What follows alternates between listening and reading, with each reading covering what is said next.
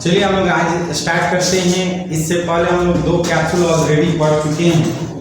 आज हम लोग पढ़ेंगे उसके नेक्स्ट जो क्वेश्चन है, एक क्वेश्चन करके हम लोग पढ़ेंगे और ये जानेंगे कि कौन सा क्वेश्चन का आंसर हम लोग कैसे जवाब दिया है। तो देखिए, सबसे पहले स्टार्ट करने से पहले जैसे कि आपको हमेशा पॉजिटिव थॉट की बात करते हैं। पॉजिटिव थॉट से क्या होता है, हमारे शरीर में एनर्जी आता है और जब एनर्जी आता है तो उसके अनुसार हम लोग पढ़ाई पर भी ध्यान देते हैं। तो चलिए आज हम बात करते हैं सपने सच करने के लिए पहले उन्हें देखकर और समझना बहुत जरूरी होता है। कोई भी सपना हो, सपना को पहले देखना चाहिए और सपने को देख करके उसे समझना बहुत जरूरी है, क्योंकि बिना सपना का हम लोग कोई मुकाम हासिल नहीं कर सकते। एक छोटा बच्चा भी होता है तो सपना देखता है कि हमको पुलिस अफसर बनना है। एक जो पढ़ने वाला बच्चा होता है ये सपना देखता है कि हमको एग्जाम में टॉप करना है। तो जो बच्चे ये सपना देखते हैं और देख करके ये समझते हैं कि नहीं उसके लिए हमको प्रिपरेशन करना है, तब जा करके वो उस पर लगते हैं। और यही देन है कि आप आज प्रैक्टिस सेट करने के लिए यहाँ पे आए हैं।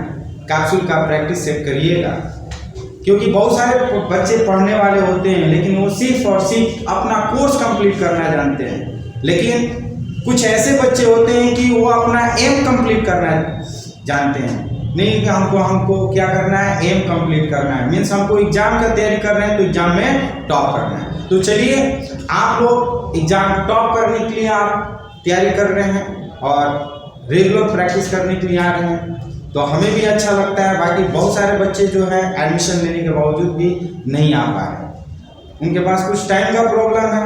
कुछ तो ऐसे भी बच्चे एडमिशन लिए हुए हैं जो पैसा दे करके नहीं आ रहे हैं। और क्यों? क्योंकि उनको बहुत मेहनत करना पड़ रहा है। रोज सर इतना कैप्सूल याद करवा रहे हैं, रोज पूछेंगे, तो जो याद करेगा वही सक्सेस होगा।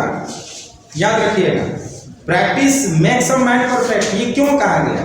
ये हम लोग क्या है, एक टीचर एक माध्यम है और मेहनत सिर्फ और सिर्फ बच्चों को करना होता है।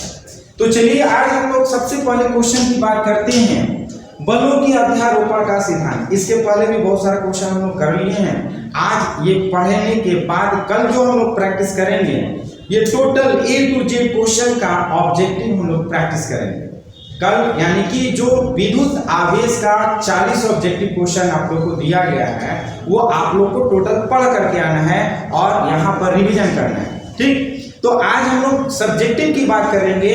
सब्जेक्टिव में वो सारे क्वेश्चन पढ़ेंगे जो ऑब्जेक्टिव के भी रूप में आता है और एग्जाम में सब्जेक्टिव के भी रूप में आता है। तो सबसे पहला जो क्वेश्चन है, बलों के अध्यारोपण का सिद्धांत। एग्जाम में या तो बलों के अध्यारोपण का सिद्धांत पूछता है या तो विद्युत क्षेत्र के अध्यारोपण का सिद्धांत पूछता है। ये दोनों जो होते हैं क्वेश्चन एक ही तरह का परिभाषा है, थोड़ा सा डिफरेंस है, वो हम आपको बताएंगे। तो देखिए, बलों के अध्यारोपण का सिद्धांत क्या है?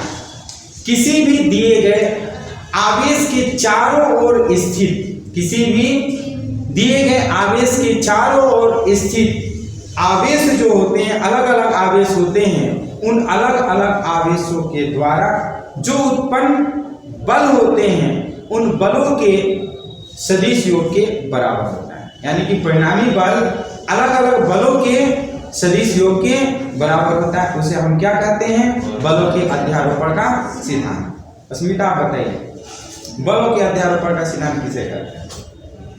बोलिए। किसी दिए गए आवेशों पर बहुत सारे आवेशों के कारण लगने वाला विद्युत बल उसी आवेश पर अन्य आवेश द्वारा लगने वाले अलग अलग विद्युत बल के सदिश योग के बराबर। बहुत बढ़िया बेटी, आप बताइए साक्षी। किसी दिए गए आवेश पर इसके चारों ओर स्थित बहुत से आवेशों के कारण लगने वाले कुल बल का मान उस आवेश पर अन्य आवेशों द्वारा लगने वाले अलग अलग बलों के सदिश योग के बराबर। बहुत बढ़िया बैठ।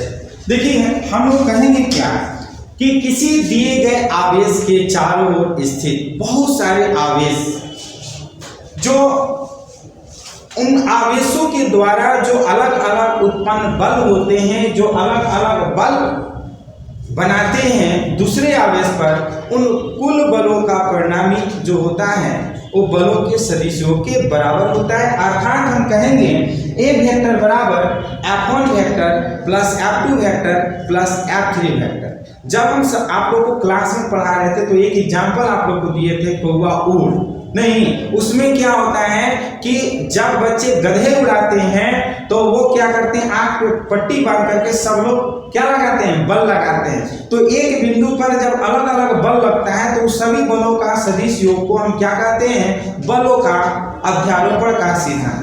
यही सेम परिभाषा आगे हम आपको बताएंगे विद्युत क्षेत्र के अध्यारोपण का सिद्धांत। जहां पर आप देखिएगा बल है वहां पर सिर्फ और सिर्फ क्या कर दीजिएगा, विद्युत क्षेत्र कर दीजिएगा, तो बन जाएगा क्या, विद्युत क्षेत्र के अध्यारोपण का सिद्धांत। और ये एग्जाम में बहुत बार पूछा हुआ है, इसलिए इसको आप लोग वीवीआई करिएगा। ये वीवीआई क्वेश्चन है, एग्जाम में आता है, याद रखिएगा। लास्ट में कर लीजिएगा वीवीआई, लास्ट में कर लीजिएगा आप लोग, पहले समझ लीजिए। चलिए नेक्स्ट क्वेश्चन की बात करते हैं बाबू, ध्यान से समझिएगा। नेक्स्ट क्वेश्चन, विद्युत क्षेत्र को परिभाषित कीजिए। बोलिए बाबू पीछे, विद्युत क्षेत्र को परिभाषित करिए, जोर से बोलिए। किसी आवश्यक पिंड के चारों ओर का वह क्षेत्र या स्थान जिसमें इसके प्रभाव का अनुभव किया जा सके। बहुत बढ़िया, बच्चे आप बोलिए। किसी आवश्यक पिंड के चारों ओर का वह क्षेत्र अधिक स्थान जिससे अनुभव का प्रभाव का अनुभव किया जाता है। बैठिए बाबू, आप बताइए पीछे। किसी आवश्यक पिंड के चारों ओर का वह क्षेत्र अधिक स्थान जिसमें इसके प्रभाव का अनुभव किया जाता है। बहुत बढ़िया, बैठिए आप बताइए। किसी आवश्यक पिंड के चारों ओर का वह क्षेत्र अधिक स्थान जिसमें इसके प्रभाव का अनुभव किया जाता है। बहुत बढ़िया बच्चे, ध्यान से समझिएगा। देखिए विद्युत क्षेत्र हर तरह का क्षेत्र होता है, या फिजिक्स क्लासेस का क्षेत्र, सासाराम का क्षेत्र, पटना का क्षेत्र, दिल्ली का क्षेत्र, मुंबई का क्षेत्र, हर जगह का क्षेत्र होता है। लेकिन हम किसका क्षेत्र की बात करेंगे, विद्युत आवेश का। चुंबक का भी आप क्षेत्र होगा और वृत्तीय क्षेत्र भी होगा, समझ में आ रहा है ना। हम लोग गांव पे रहते हैं तो कोई आता है मेहमान, तो हम लोग अपने खेत को दिखाते हैं, देखिए वो सब खेत देख रहे हैं ना, वो सब मेरा एरिया है, सब मेरा है, यानी कि इस एरिया में हमारा बोलबाला है, किसी का नहीं। ये अक्सर हम लोग जो मेहमान आते हैं गांव में उनको हम लोग इस तरह से बताते हैं, और अगला को सुन करके भी लगता है यार ये तो बहुत बड़का आदमी पर ये सब मेरा ही एरिया है, नहीं होता है। तो देखिए हर किसी का एक क्षेत्र होता है। तो किसी भी आवेश के चारों, मान लिया कि प्लस क्यू आवेश है, किसी भी आवेश के जो चारों ओर का क्षेत्र होता है जहां पर किसी पिंड का प्रभाव पड़े, मान लिया कि इस क्षेत्र में अगर कोई भी आवेश आ जाए तो इस पर क्या लगाएगा, बल लगाएगा। जैसे 8 से 9 में कुछ बच्चे आ गए नया, बोले कि सर आज हम पढ़ना चाहते हैं। हम कहेंगे देखो ये आपका प्रैक्टिस सेट है और प्रैक्टिस सेट में बिना एडमिशन का हम लोग को अलाउ नहीं करते हैं। बाकी जो जनरल क्लास होते हैं उसमें हम लोग बोलते हैं 2 4 10 दिन 20 दिन 1 महीना पढ़ लो उसके बाद एडमिशन करा, लेकिन इसमें हम लोग को बिना फी का हम लोग को अलाउ नहीं करना, तो बेचारे को हटा दें। तो मतलब मेरा क्लासरूम है, जो हम चाहेंगे वो करेंगे कि ये मेरा क्षेत्र है। हम जो भी आएगा अदर स्टूडेंट उस पर हम फोर्स लगा करके उसको बाहर अंदर कर सकते हैं।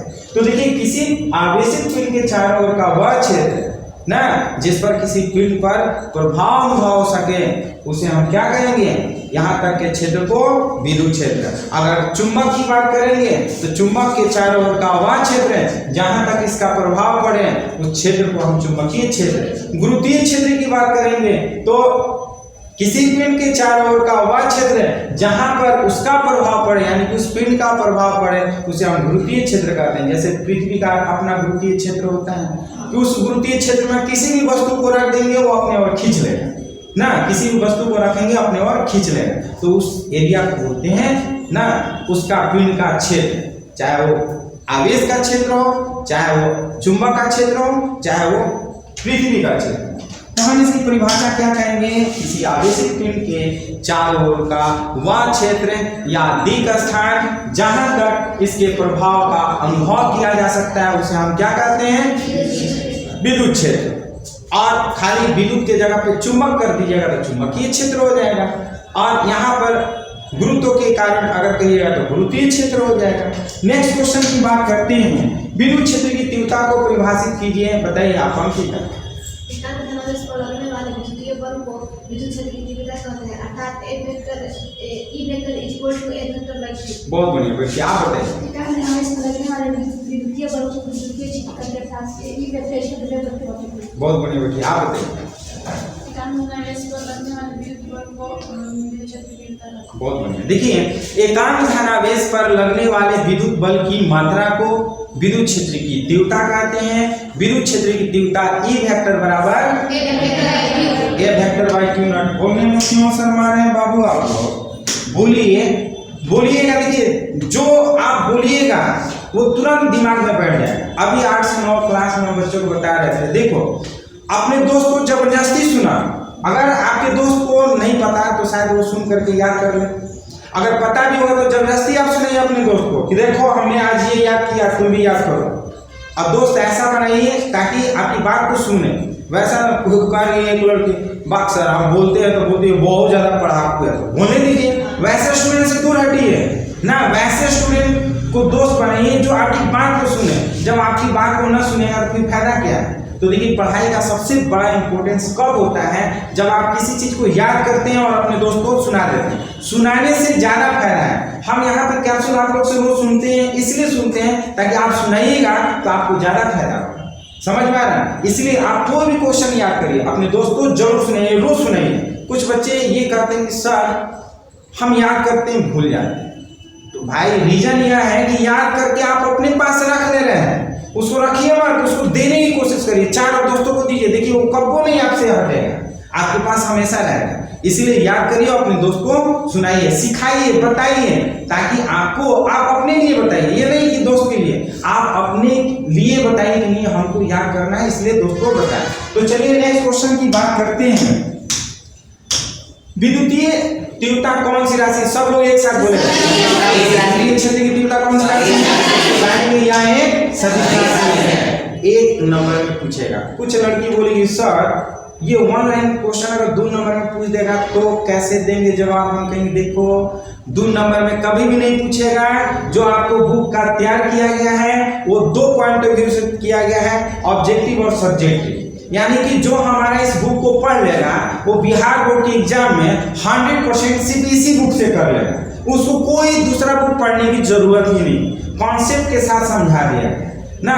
तो इसमें ऑब्जेक्टिव और सब्जेक्टिव दोनों का आपको प्रिपरेशन करना है। ऐसा नहीं कि सिर्फ सब्जेक्टिव बताएंगे। जो बच्चे इसको पूरा देख लेगा, पढ़ लेगा, समझ लेगा, उसको ऑब्जेक्टिव और सब्जेक्टिव के लिए कोई दूसरे बुक की जरूरत नहीं पड़ेगा। तो नेक्स्ट क्वेश्चन की बात करते हैं। बताइए विद्युत क्षेत्र की तीव्रता कैसे क्या होगा?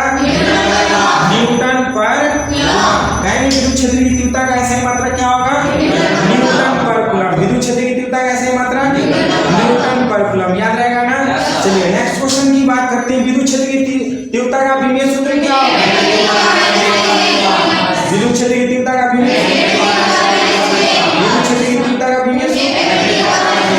देखिए कहेंगे m है t का पावर -3 a इनवर्स। कैसे होता है ये भी आप जान लीजिए। E equal to f by q जानते हैं ना बाबू? f के जगह पर m l t का पावर -2 और इसको हम कर लेते हैं a और ये जब ऊपर जाएगा तो बन जाएगा क्या? m l t का पावर -3 याद रहेगा? सपोज दैट कुछ बच्चों को याद नहीं रहता तो कोई दिक्कत नहीं है। फॉर्मूला आपको सिर्फ याद होनी चाहिए। फॉर्मूला याद है तो परिभाषा याद हो जाएगा, परिभाषा याद हो जाएगा। दूसरा चीज की ये कौन सी राशि ये भी आपको याद हो जाएगा। ये याद है तो इसका मात्रक याद हो जाएगा, बीमा याद हो जाएगा। इसलिए फॉर्मूला आपको हमेशा याद होनी चाहिए। नेक्स्ट क्वेश्चन की बात करते हैं। चलिए बिंदु आवेश के कारण विद्युत क्षेत्र की तीव्रता का सूत्र बताइए। सभी लोग बताइए। बहुत ज्यादा। चलिए आप बताइए तो बिंदु आवेश के कारण विद्युत क्षेत्र की तीव्रता का सूत्र क्या होगा? बहुत बढ़िया। बाबू पीछे बताइए।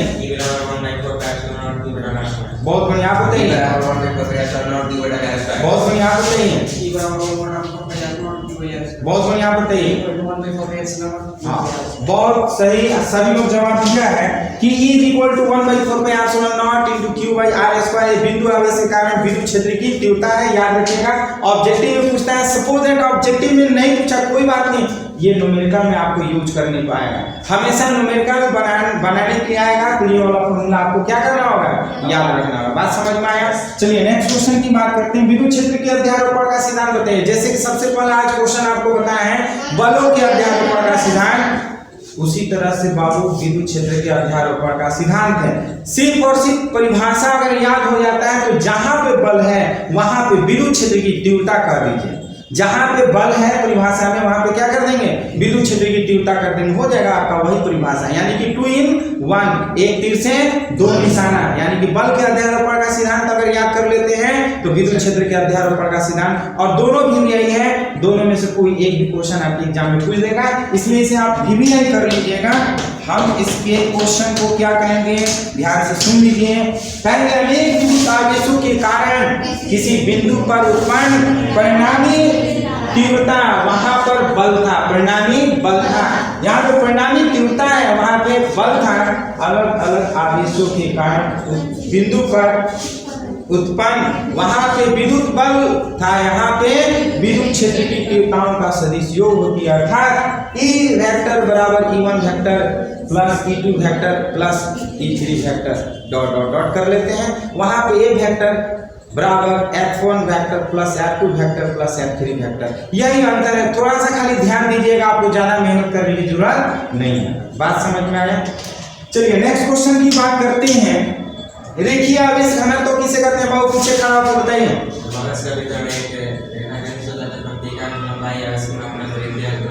बहुत बढ़िया, आप बताइए। बहुत बढ़िया, आप बताइए बाबू।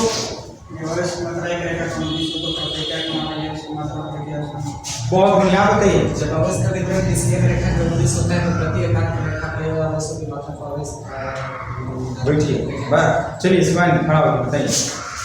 जब आवेश का वितरण किसी रेखा के जो सीधी रेखा अथवा वक्र के अनुदिश होता है तो आवेश की मात्रा तो प्रति एकांक लंबाई पर आवेश की मात्रा को रेखीय आवेश कहते हैं। ठीक है, आप बताइए।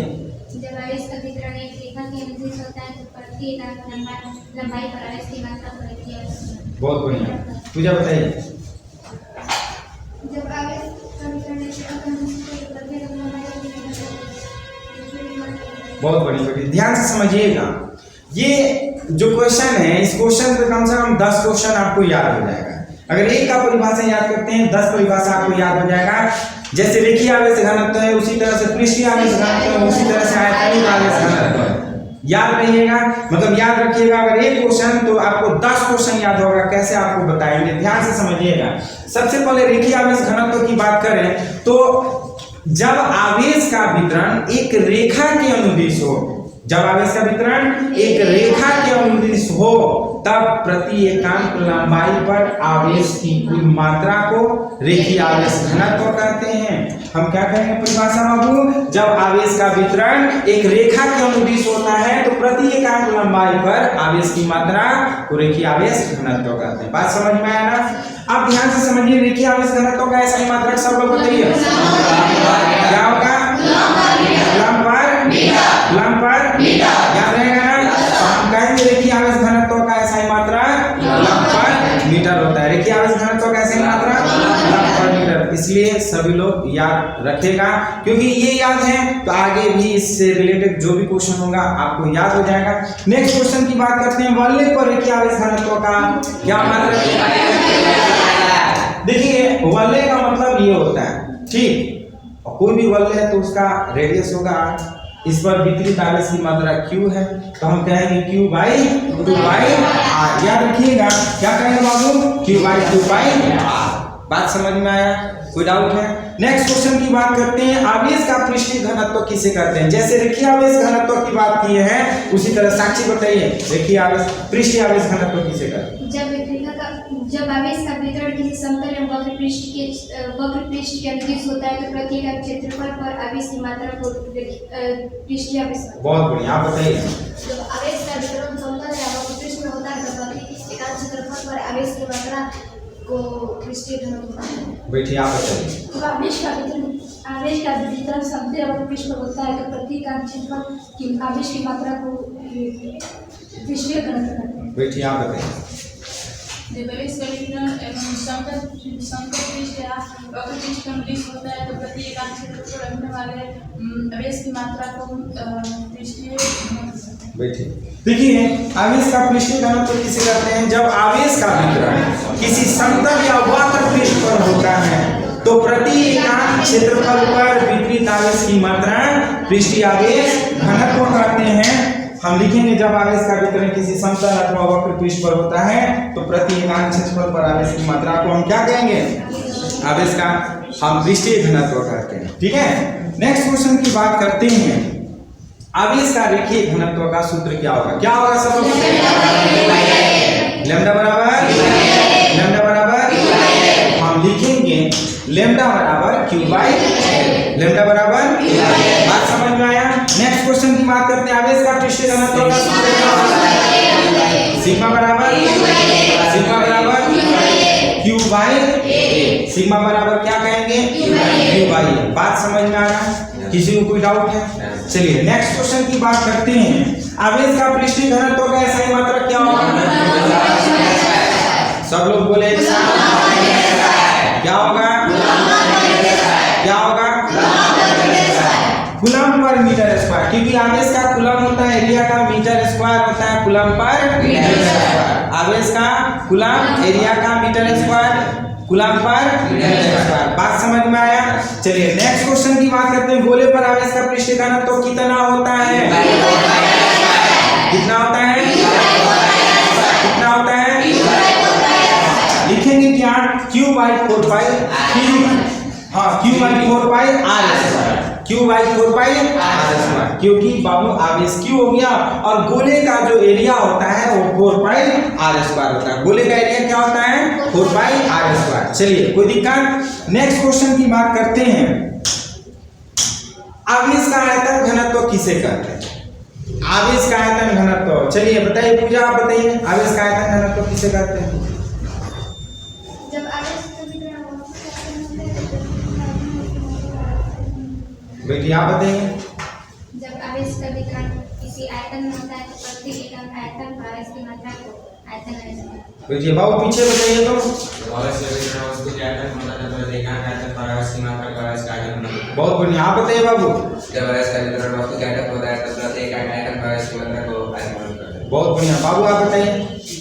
जब आवेश का वितरण किसी वस्तु के आयतन में होता है तो प्रति एकांक आयतन आवेश की मात्रा का आवेश का आयतन होता है। बहुत बढ़िया, आप जब किसी आवेश का वितरण किसी वस्तु के आयतन पर होता है तो प्रति एकांक आयतन में उपस्थित आवेश की मात्रा को आवेश का आयतन कहते हैं। बहुत बढ़िया। देखिए हम कहेंगे क्या, जब आवेश का वितरण वस्तु के आयतन में होता है तो प्रति एकांक आयतन पर आवेश की मात्रा को आयतन आवेश घनत्व कह देते हैं। ठीक है, नेक्स्ट क्वेश्चन की बात करते हैं। आवेश का आयतन घनत्व का सूत्र क्या होगा? क्या होगा? क्या होगा बाबू? आप ही से बोल रहे हैं, एकदम साइलेंट है, क्या बात है? बोलिए क्या होता है? खीरी की बड़ा हमको है इसीलिए ना बोल रहे हैं कि क्लास में बैठे हैं, याद ध्यान कहीं और है, सुधर जाइए। क्या होता है इसका? क्या होता है? Rho is equal to Q by V। Rho is equal to Q by V, याद रखिएगा। ठीक है, अब क्वेश्चन, आवेश का आयतन घनत्व का SI मात्रक क्या होगा? क्या होगा? क्या होगा? कूलम पर नेक्स्ट क्वेश्चन की बात करते हैं। गोले में आवेश का आयतन घनत्व कितना होगा? क्या होगा? क्या होगा? बहुत बढ़िया, आप लोग को बहुत बढ़िया याद है। 3Q by 4 pi 3Q by 4 पाई। उम्मीद है कि आप लोग को रिवीजन है तो बहुत बढ़िया लग रहा होगा, है कि नहीं? फिर भी कोई प्रॉब्लम होगा तो बताइएगा। चलिए नेक्स्ट क्वेश्चन है और ये भी है, याद रखिएगा। विद्युत क्षेत्र रेखा के गुण बताइए साक्षी। विद्युत क्षेत्र रेखा के गुण किसे कहते हैं? विद्युत बल रेखाओं की दिशा धनात्मक से परे तथा ऋणात्मक की ओर होती है तथा ये एक दूसरे को एक बिंदु पर ले जाते हैं। बहुत बढ़िया, आप बताइए अंकिता। विद्युत बल रेखा एक दूसरे को नहीं काटती और विद्युत बल रेखा धनात्मक से ऋणात्मक की ओर होती है। बैठिए, आप बताइए। विद्युत क्षेत्र रेखाएं धनात्मक आवेश से परे ऋणात्मक आवेश की ओर होती है। विद्युत क्षेत्र रेखाएं एक दूसरे को नहीं। बेटी शिवानी बताइए। विद्युत क्षेत्र रेखाएं एक दूसरे को कभी प्रतिकर्षित भी करती है। दूसरा, विद्युत क्षेत्र रेखा की दिशा धनात्मक आवेश से परे तथा ऋणात्मक आवेश। बैठिए, आप बताइए। विद्युत बल रेखाएं वस्तु को नहीं काट सकती। विद्युत बल रेखाएं धनात्मक से दिशा धनात्मक से ऋणात्मक तरफ। ध्यान से समझिएगा। सबसे पहले विद्युत क्षेत्र रेखा के गुण कि विद्युत क्षेत्र रेखा धनात्मक से परे होता है और ऋणात्मक की ओर होता है। परे का मतलब दूर होता है। दूर क्यों होता है भैया? हम धनी हैं तो पैसा देंगे तो दूर जाएगा ना पैसा, तो हम धनी हैं तो दूर जाएगा, मतलब धनात्मक रहेगा तो उससे क्या होगा? डायरेक्शन बाहर की ओर होगा, दूर की ओर होगा, परे की ओर होगा। और जो ऋणात्मक होगा वो कहेगा भैया बाबा के नाम पे दे दो, अल्लाह के नाम पे दे दो, अपने तरफ मांगेगा। अपने तरफ मांगने का मतलब क्या होता है कि ऋणात्मक की ओर होता है, उसकी दिशा किधर होती है? ऋणात्मक की ओर होती है ना, अंदर होती है। और जो धनात्मक होता है वो बाहर होता है। दूसरा का है कि विद्युत क्षेत्र रेखाएं एक दूसरे को कभी प्रतिच्छेद नहीं करती है, कभी एक दूसरे को काटती नहीं है। याद रखिएगा, ये भी कर लीजिएगा लास्ट में, ठीक है। चलिए नेक्स्ट क्वेश्चन की बात करते हैं। विद्युत बल रेखाएं परस्पर कभी नहीं काटती हैं, ऐसा क्यों? बताइए आप। विद्युत बल रेखाएं एक दूसरे को कभी नहीं काटती हैं, ऐसा क्यों? क्योंकि यदि दो बल रेखाएं एक दूसरे को काटेंगे तो इनके काटन बिंदु पर दो विद्युत क्षेत्र की दिशा बनेगी जो असंभव। चलिए बहुत बढ़िया। बाबू पीछे बताइए।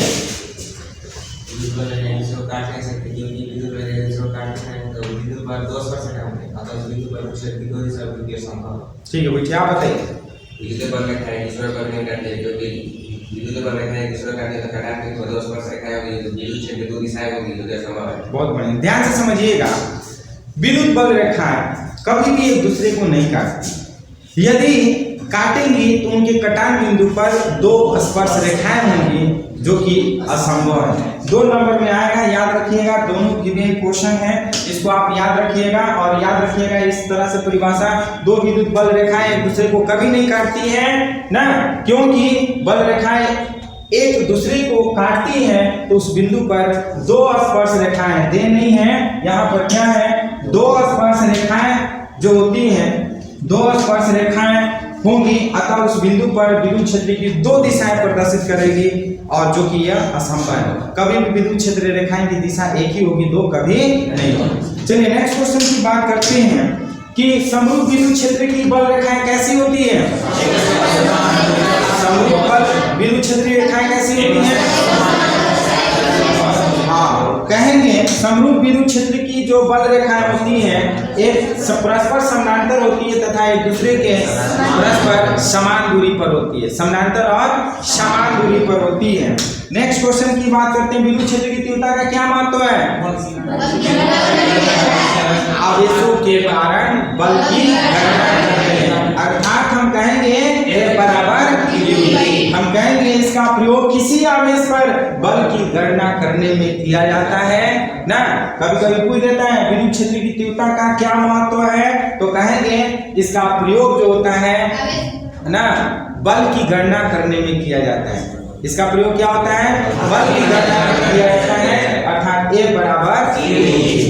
बात समझ में आया? चलिए नेक्स्ट क्वेश्चन की बात करते हैं। विद्युत द्विध्रुव किसे कहते हैं? आप बताइए, विद्युत द्विध्रुव किसे कहते हैं? किसी दो, आप बताइए। कुछ दूरी पर पृथक किए गए 2 समान परिमाण और विपरीत आवेशों के युग्म को विद्युत द्विध्रुव कहते हैं। बहुत बढ़िया, ध्यान से समझिएगा। विद्युत द्विध्रुव, द्विध्रुव का मतलब जिसके 2 ध्रुव हो, कुछ दूरी पर पृथक किए गए। ध्यान से सुनिए, मिस शिवानी ध्यान दीजिए। कुछ दूरी पर पृथक किए गए 2 समान परिमाण के आवेश परंतु विपरीत प्रकृति के आवेशों के युग्म को हम विद्युत द्विध्रुव कहते हैं। द्विध्रुव का मतलब जिसके 2 ध्रुव होते हैं, एक पे पॉजिटिव आवेश होता है, एक पे नेगेटिव, एक पे धनात्मक आवेश, दूसरा का पे ऋणात्मक आवेश। यानी कि कुछ दूरी पर पृथक किए गए 2 समान परिमाण में और विपरीत प्रकृति आवेशों के युग्म को हम विद्युत द्विध्रुव कहते हैं, विद्युत द्विध्रुव कहलाता है। ठीक है। अब विद्युत द्विध्रुव आघूर्ण किसे कहते हैं? विद्युत द्विध्रुव आघूर्ण किसे कहते हैं?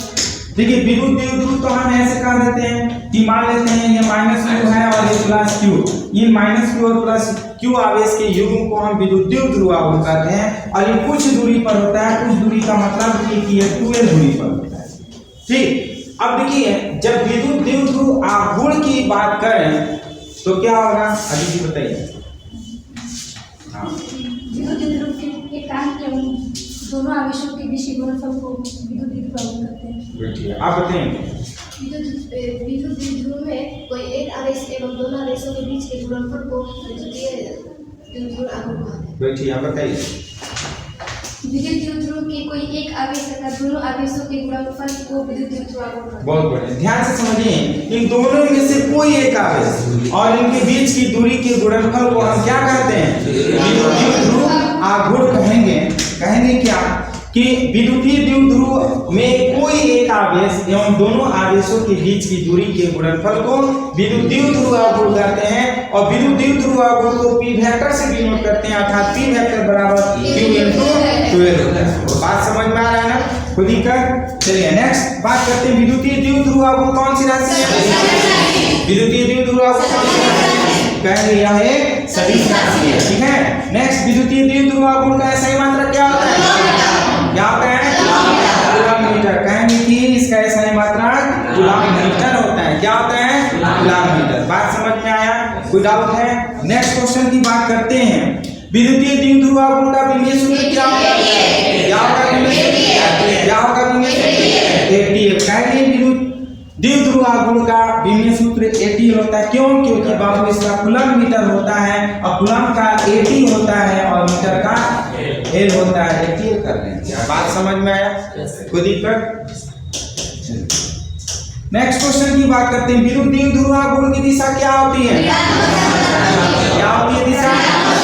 ऋणात्मक से धनात्मक की ओर होती है। याद रखिएगा, इसकी जो दिशा होती है ऋणात्मक से धनात्मक की ओर होती है। क्या होती है? ऋणात्मक से धनात्मक। दरवाजा थोड़ा सा कहिए तो बाबू, थोड़ा सा हाँ बंद करिए, थोड़ा सा उधर से लाइटिंग आ रहा है। हाँ चलिए अब ठीक है, उधर से लाइटिंग आ रहा है। चलिए नेक्स्ट क्वेश्चन की बात करते हैं, किसी समरूप विद्युत क्षेत्र में रखे विद्युत द्विध्रुव पर परिणामी बल का मान कितना होता है? समरूप विद्युत क्षेत्र में परिणामी बल का मान कितना होता है? शून्य। याद रखिएगा कि किसी समरूप विद्युत क्षेत्र में रखे विद्युत द्विध्रुव पर परिणामी बल जो होता है वो शून्य होता है। परिणामी बल जो होता है शून्य होता है। क्यों? क्योंकि बाबू ध्यान से समझिएगा, ये दो ध्रुव है ना, एक पर प्लस क्यू और एक पर माइनस क्यू। तो इस पर बल हमारा क्या होगा? F1 is equal to minus Q E, और इस पर बल क्या होगा? F2 is equal to plus Q E. और जब दोनों को जोड़ेंगे ना, ये बराबर क्या हमारा होगा? F1 प्लस F2, और F1 के जगह पे माइनस क्यू ई और प्लस क्यू ई करेंगे तो बराबर 0 होगा ना। याद रखिएगा ना, परिणामी बल क्या होता है? तो दिक्कत। चलिए नेक्स्ट क्वेश्चन की बात करते हैं, सीएम और एमसी से आप क्या समझते हैं? बताइए साक्षी, सीएम और एमसी से क्या समझते हैं? सीएम का आशय कूलम्ब मीटर से है, जो कि द्विध्रुव का SI मात्रक है, और एमसी का अर्थ माइक्रो कूलम्ब होता है, जो कि आवेश का एक बहुत छोटा मात्रक। बहुत बढ़िया, बताइए। सीएम का अर्थ कूलम्ब मीटर होता है, जो द्विध्रुव का SI मात्रक है, और एमसी का अर्थ माइक्रो कूलम्ब होता है, जो आवेश का छोटा मात्रक। बेटी आप बताइए क्या? सीएम का आशय कूलम्ब मीटर से है, जो द्विध्रुव का SI मात्रक है, और एमसी का माइक्रो कूलम्ब होता है, जो बहुत बढ़िया बेटी आप बताइए।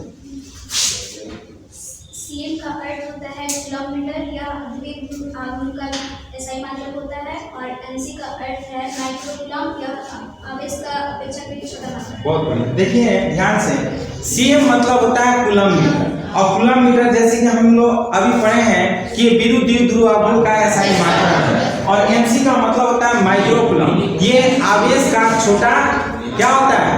मात्रक होता है, मतलब मिली कूलम्ब इसको कहेंगे। एमसी का मतलब मिली कूलम्ब, मिली का मतलब होता है सबसे छोटा ना, छोटा यानी कि आवेश का छोटा मात्रक है एमसी मतलब मिली कूलम्ब, और सीएम का मतलब होता है कूलम्ब मीटर या विद्युत द्विध्रुव आघूर्ण का क्या है? SI मात्रक। चलिए नेक्स्ट क्वेश्चन की बात ये, और आज जाते जाते आपको एक फिर पॉजिटिव थॉट आपको बता करके समाप्त करेंगे इस वीडियो को। ध्यान से समझिएगा,